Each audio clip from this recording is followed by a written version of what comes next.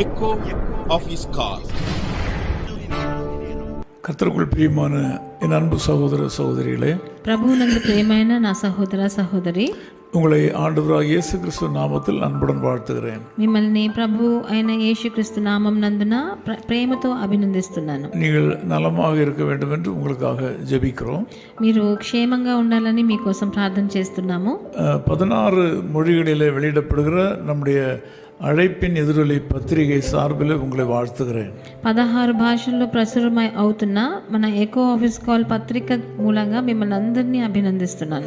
வெளிப்படுத்தலின் புஸ்தகம் 7ஆம் அதிகாரம் 14ஆம் வசனத்தில் ஒரு பகுதி விதமாக சொல்கிறது. ప్రకటనల గ్రంథం 7వ అధికారం 14వ వచనంలో ఇలా రాయబడి ఉన్నది, இவர்கள் மிகுந்த உபத்திரவத்திலிருந்து வந்தவர்கள். వీళ్ళు చాలా ఉపద్రవం మూలంగా వచ్చిన వాళ్ళు. உபத்திரவம் என்கிற ஒரு வார்த்தை, మహాశ్రమలు అన్న ఒక మాట, இந்த உபத்திரவத்தால் உயர்வு உண்டாகிறது என்பதை இந்த கால வேளையில் நாம் பார்க்கலாம். ఈ మహాశ్రమల వలన హెచ్చు మన జీవితంలో వస్తుందని ఇప్పుడు మీకు உலகத்திலே உபத்திரவம் என்றாலே அது நமக்கு கஷ்டமாக தோன்றுகிறது.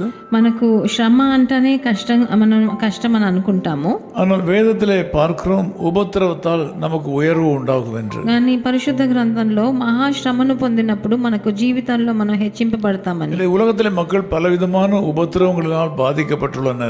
ఈ రోజు లోకంలో ఎంతో మంది ఇలాంటి ఉపద్రవాల మూలంగా బాధింపబడ్డారు. శరీర சுகவீனம் என்கிற ஒரு உபத்திரவம், శరీర అనారోగ్యం అన్న ఒక మహాశ్రమ, பொருளாதார பிரச்சனைகள் என்கிற உபத்திரவம், ఆర్థిక సమస్య అన్న ఒక శ్రమ, பொறுப்பற்ற பெற்றோர்களினால் வருகிற கஷ்டத்தினாலே வருகிற உபத்திரவம், బాధ్యత లేని తల్లిదండ్రుల మూలంగా వచ్చే ఒక శ్రమ, பிள்ளைகள் பொறுப்பற்றவர்களாக இருக்கிறதுனால வருகிற உபத்திரவம், పిల్లలు బాధ్యత లేకుండా నడుచుకోవటం వలన வேலை స్థలంలో இருக்கிற కష్టத்தினால வருகிற உபத்திரவம், మనం పని చేసే చోట ఉద్యోగం చేసే చోట వచ్చే శ్రమలు, ஊழியத்தில் வருகிற பிரச்சனைகளினால வருகிற உபத்திரவம், పరిచర్యలో ఉన్న శ్రమల వచ్చే మహా ఉపద్రవం. இப்படி பலவிதமான உபத்திரவங்களால மக்கள் பாதிக்கப்பட்டுள்ளனர். ఇలాగా చాలా ఎన్నో విషయాల్లో మనుషులు బాధింపబడున్నారు. ஆகவே உபத்திரவம் என்றாலே நமக்கு கஷ்டமாக இருக்கிறது. అందుకని శ్రమ అన్న మాట వింటేనే మనకు కష్టంగా ఉంది. ஆனால் நாம் இங்கே படித்தோம், இவர்கள் மிகுந்த உபத்திரவத்திலிருந்து வந்தவர்கள் என்று ஒரு கூட்டம் பரிசுத்தவான்களை குறித்து சாட்சி அளிக்கப்படுகிறது. కానీ ఇక్కడ మనం చదివిన చోట వీరు మహాశ్రమల నుండి వచ్చిన వారు అని ఒక సాక్ష్యం ఇవ్వబడి ఉన్నది. பரலோகத்தில் நடக்க இருக்கும் ஒரு முன் நிகழ்வை இந்த பகுதி நமக்கு எடுத்து காட்டுகிறது. పరలోకంలో జరగబోయే ఒక సంభవాన్ని గురించి ఇక్కడ రాయబడి ఉన్నది. பரலோகத்திற்கு சென்று சேர்ந்த பரிசுத்தவான்களுக்கான அறிமுகமாக இது இருக்கிறது. పరలోకానికి వెళ్ళి చేరిన పరిశుద్ధుల వాళ్ళ గురించి ఇచ్చే ఇది ఒక మాటగా ఉంది. வெள்ளையங்கி தரித்த இவர்கள் யார் என்கிற ஒரு கேள்வி எழுகிறது.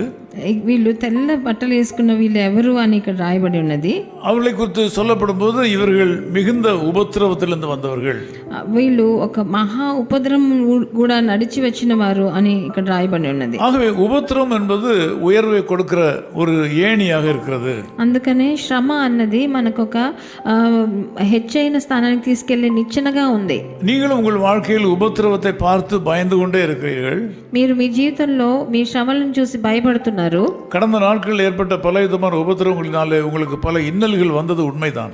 మీ గడిచిన రోజుల్లో మీకు వచ్చిన శ్రమల వల్ల మీరు ఎన్నో కష్టాలు పడ్డారు, అది నిజమే. ஆனால் இந்த நாளிலே ஆண்டவர் இயற்கைக்கு அப்பாற்பட்ட ஒரு செய்தியை உங்களுக்கு கொடுக்கிறார். అందుకే ఇప్పుడు ప్రభు మీకు ఒక విశేషమైన ఒక మాటని వాగ్దానం ఇస్తున్నాడు. இவ்வளவு நாளும் நீங்கள் கடந்து வந்த உபத்திரவத்தின் பாதையானது உங்களை உயர்வான இடத்துக்கு கொண்டு சேர்க்க போகிறது.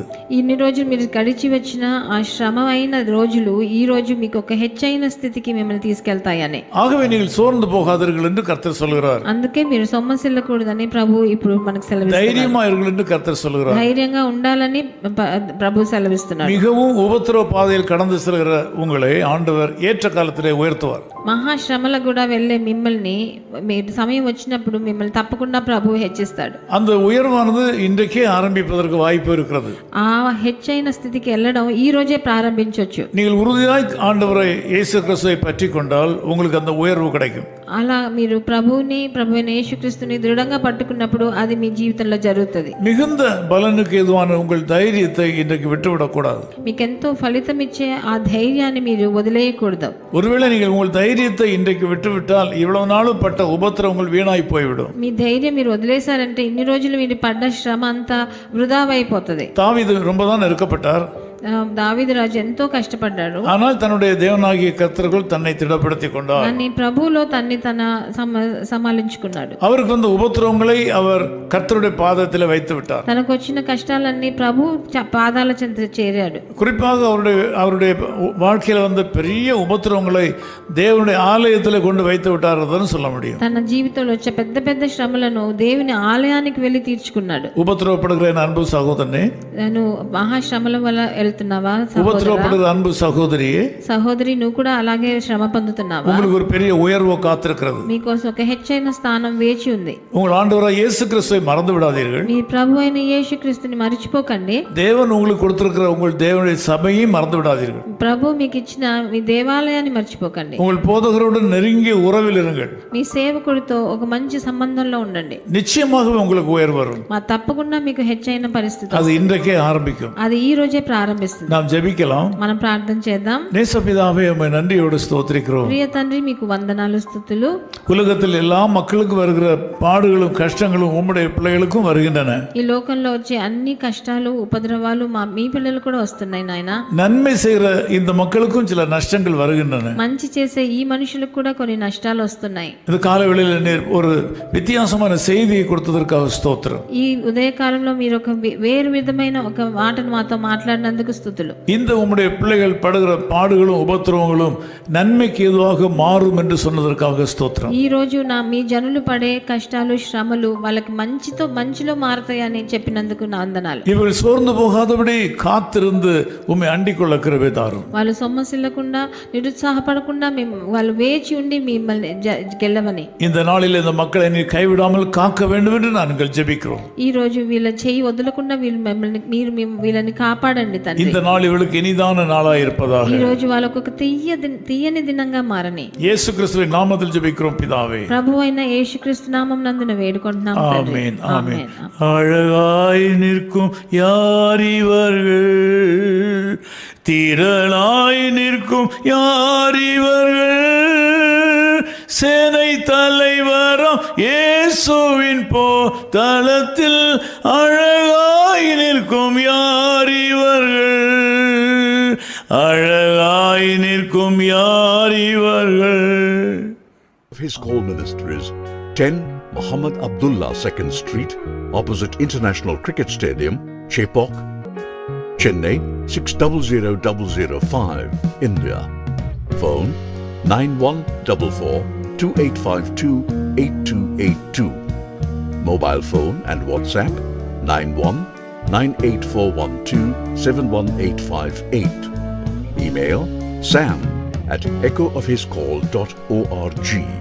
Website www.echoofhiscall.org. God bless you.